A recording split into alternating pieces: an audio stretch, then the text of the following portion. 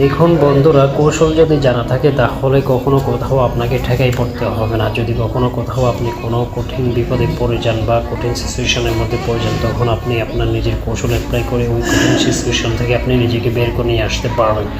এখানে আমরা যে জিনিসটা দেখতে পেলাম, এই দুইটা গাড়ি দুই দিক থেকে আসলো এবং কি একটা আরেকটাকে ক্রস করে যেতে পারতেছে না।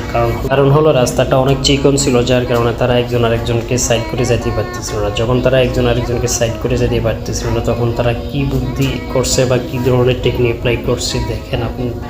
যদি আপনি পুরোটা দেখেন তাহলে আপনি অবশ্যই বুঝতে পারবেন। এবং একটা কৌশল অ্যাপ্লাই করলে যে কৌশলটার মাধ্যমে তারা একজন আরেকজনকে সাইড করে যেতে পারবো। এখন এই যে একটা কৌশল অ্যাপ্লাই করছে, অবশ্যই আমাদের সকলের এই ধরনের কৌশল শিখে রাখা বা জেনে রাখা প্রয়োজন। কারণ হলো আমরা যদি কখনো এই ধরনের কোনো সিচুয়েশানে বা এই পরিস্থিতিতে পড়ে যাই, তখন আমরা এই ধরনের কৌশল অ্যাপ্লাই করে আমরা নিজেদেরকে বের করে নিয়ে আসতে পারবো যে কোনো মুহূর্তে বা যে কোনো সিচুয়েশানে, যে কোনো বিপদে যদি পড়ে যাই।